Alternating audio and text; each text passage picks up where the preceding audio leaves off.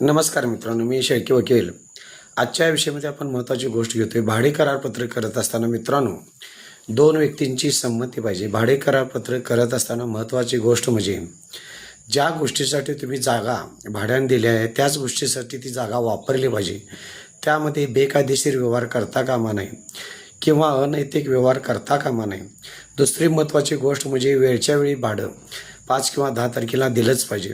भाडं देण्याची पद्धत रोख कॅश देणार का खात्यावर देणार हे त्यात ठरलं पाहिजे. महत्त्वाची गोष्ट म्हणजे भाडे कराराचा कुठल्याही कायद्याचा भंग झाला नसला पाहिजे. तसेच कुठलाही करार करत असताना 12 महिन्याच्यापेक्षा जास्त करू नका.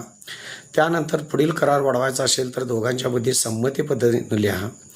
त्याच पद्धतीनं आपण पुढचा करार जर बघायचा असेल तर जे काय डिपॉझिट घेतलेले आहे त्याला व्याज चालू राहणार का नाही राहणार हे पण त्यामध्ये ठरवा.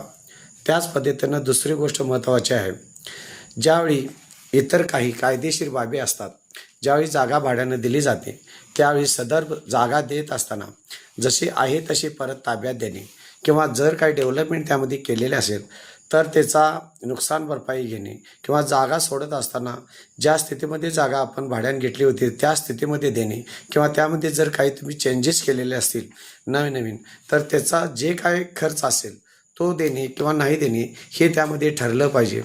ज्यावेळी महत्त्वाच्या काही गोष्टी अशा भाडे करार करत असताना आपण महत्त्वाच्या मित्रांनो लक्षात ठेवल्या पाहिजेत.